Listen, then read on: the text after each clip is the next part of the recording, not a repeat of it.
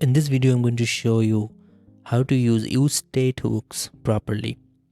useState hook is used to set a state in any functional components in React.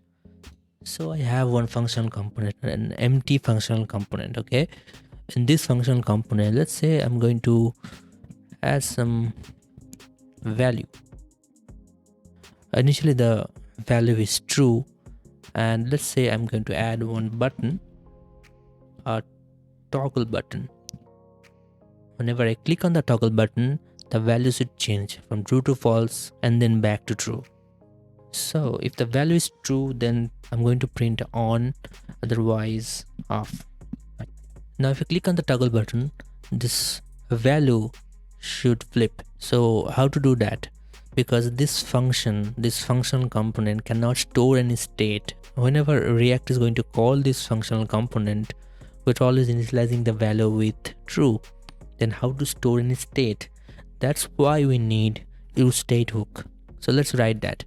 I'm going to write useState here, and initial value is true. Okay, I'm going to get the state and a function to set the state. So in this case, we have one value val and a setState function to set the state. Okay, and why these square brackets? This is because useState always returns one array, and that array has two values. The first one is the state variable, and the second one is a function to set the value. Okay, and we are using destructuring of array here. If you want to know more about destructuring of objects and arrays, you can watch the video that I have already made about destructuring. Alright, so what should happen when we click on the button? On click, I'm going to write a function. Here I'm going to set the value, set val, and I'm going to toggle the value. So I'm going to set not val. Now if I click on the toggle button, you can see it is flipping from on to off, then on again. If I click on multiple times, it works. But is this the ideal way of setting the value here? That is the question. What would happen if I repeat the set value? If it works properly, if I click on the toggle button, it should not toggle the value, right? Because we are doing the set value, the toggling behavior twice. So if it is initially on, it should come back to on. But if you write this code and try, if I click on the toggle button, it still works. The toggling behavior is still there, even though I am flipping the value and then immediately flipping the value again. So what is happening here? It looks like a buggy code, right? There is some kind of batching happening here. So whenever you call this set value, React doesn't change the state immediately.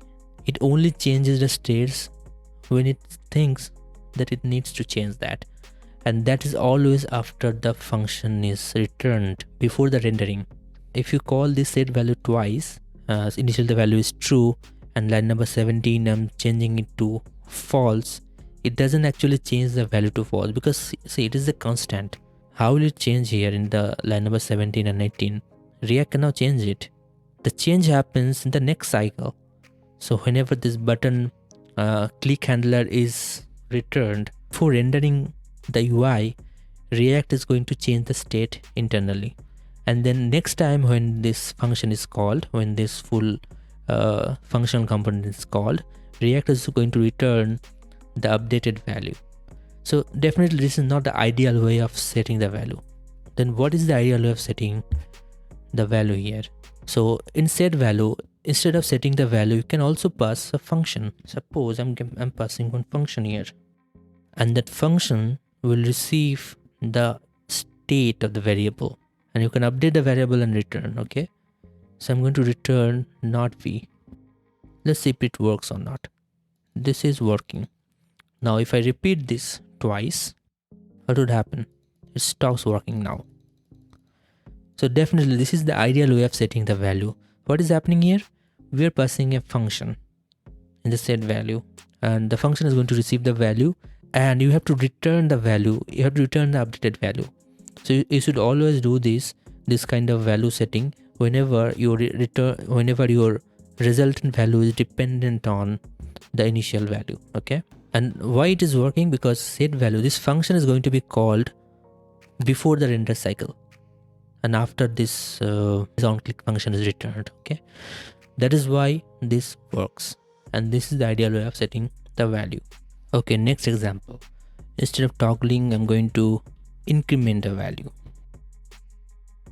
So let's say the number is initially 0 and I'm going to show the number as is. So I have 0 here initially. If I click on the increment, it should increase. So what to do? I'm going to set value var plus 1. Increment it, it works. But let's say I have two variables. One is val and one is val1. Initially the value of the val1 is 10. I'm going to write val, then val1. I have two values, 0 and 10. If I increment, val is increasing. Okay, I'm going to increment both.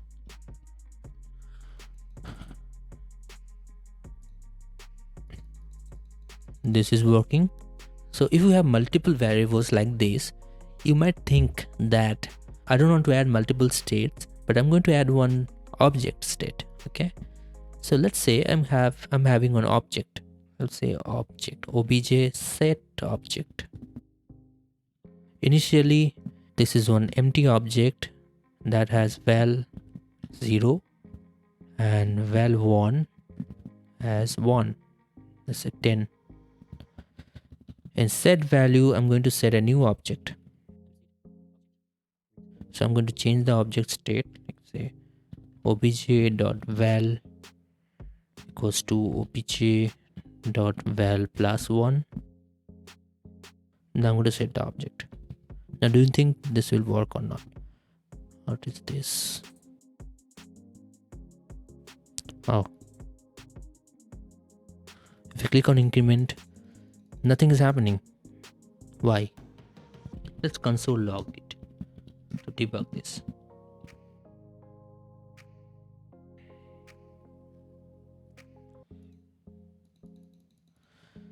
You can see if I increment it, this value and value1 is increasing, right?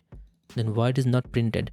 The reason is this object reference. Okay, we are changing the value. We are changing the value inside of the object, but we are setting the same object reference.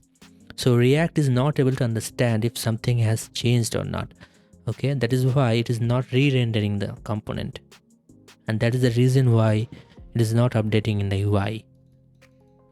So what is the ideal way of setting the states inside the object?